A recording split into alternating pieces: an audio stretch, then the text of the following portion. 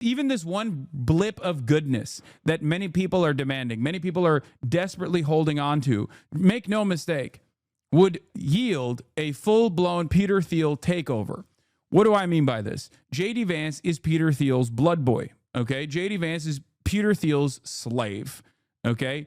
And J.D. Vance is not exactly a telegenic figure. He is not going to be able to, in my opinion, and perhaps I might be wrong on this, he is not going to be able to captivate the attention of the large swaths of the populist MAGA base in the same way that Donald Trump was able to command them. This means that the only opportunity for J.D. Vance, and by way of J.D. Vance, Peter Thiel, to actually directly take over the levers of power is if Donald Trump passes away. Because he will not win a popular contest unless the Democrats bag up once again, and they just might. You already know how the Democrats behave. So because of that reason, even though this is like something that we are all excited for, something that we're all waiting with bated breath, ironically enough, as is the case with every other damn thing in this goddamn country, Donald Trump's untimely demise, while expected and would cause jubilation, would still allow for worse things to come. I think Peter Thiel is even scarier in a position of that much power than even Donald Trump. Like Peter Thiel, it's hard to explain it because like Trump is such a major villain, right? He is such a massive villain. And I totally get that. I understand why people are, they pay close attention to what he's doing. He's the president and he is a horrible monster. Peter Thiel is even a level above that. Like it doesn't, like Peter Thiel is like literal Satan incarnate. I don't know how to describe it beyond the fact that he looked at his own, he looked at his own career and he was like, oh, I'm going to watch Lord of the Rings. What am I going to name my mass surveillance apparatus off of? The villain in Lord of the Rings. He drinks the blood of children. He literally has blood boys. Like that's not even a joke. Tread lightly talking about Thiel, to be honest, that shit freaks me out. Yeah. Like when we say billionaires are lizard people, at least like Mark Cuban tries to make a decent effort to come across like a human being, right? Everyone has their quirks, like, oh, Warren Buffett still lives in his old home, like from when he was a child, and still drives the same Subaru or whatever, which is like freakish in my opinion, because like you're a massive billionaire, multi-billionaire. What the f you have that much? Why do you do that level of wealth accumulation if you're not even going to use it, dumbass? Right? But like they try to behave like humans in some ways. Peter Thiel cannot. He cannot. There is no world where Peter Thiel goes in front of a camera and doesn't come across like a lizard person wearing a human skin suit. It's just crazy. Just a straightforward tech dystopia harbinger who is terrifying, even more terrifying than Trump, because like he also has like Trump is an insane narcissist and the type that will basically use like pre-existing white supremacist constructs to his advantage to hold on to the levers of power, right?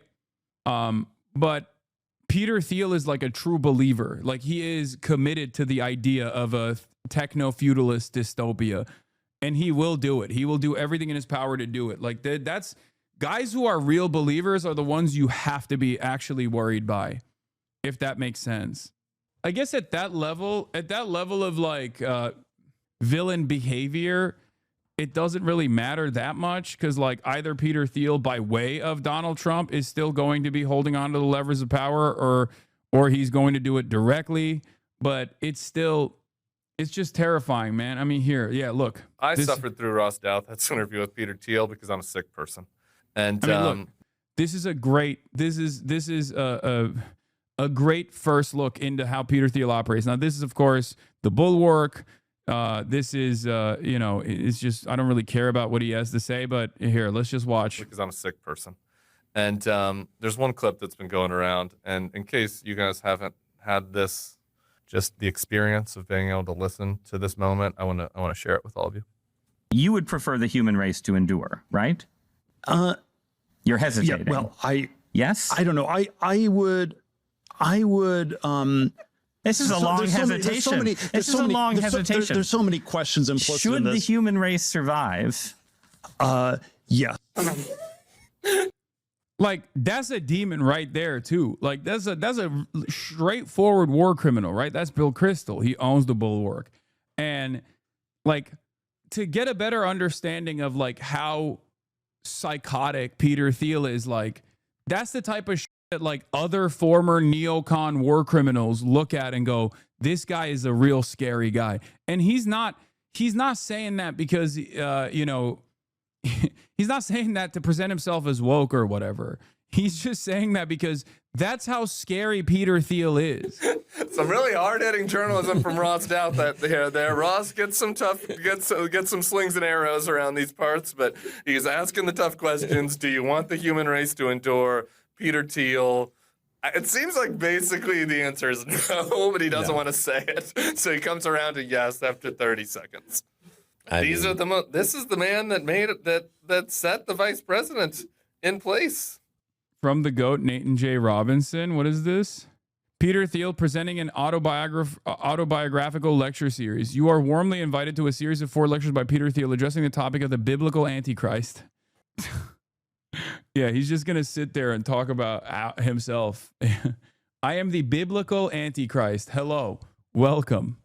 I want to bring about the demise of the planet. Like, Peter Thiel is the type of when you watch like an anime or when you watch like a movie and you're like, this villain's entire ambition is to destroy the world and it doesn't make any sense.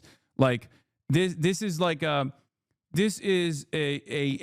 written out villain that clearly has no like understandable, decipherable human motivation here. It's just like, oh, you want to be evil for the sake of evil? Peter Thiel is the closest analog to that in the real world.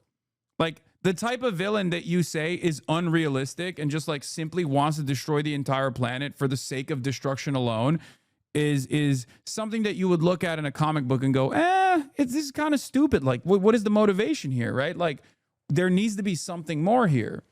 Peter Thiel is the guy who, unironically, is the real world example of that. It's pretty terrifying. Yeah. He's live, is he? It's 11:15. He's supposed to be live at 11:30. They pushed it back 30 minutes. Alex Karp as the new VP pick when Vance takes over. Alex Karp is another one of those like tech dildos that I just despise. God, I have so much hatred in my heart for these guys. They're so goddamn annoying. They are so unbearable. So unbearable.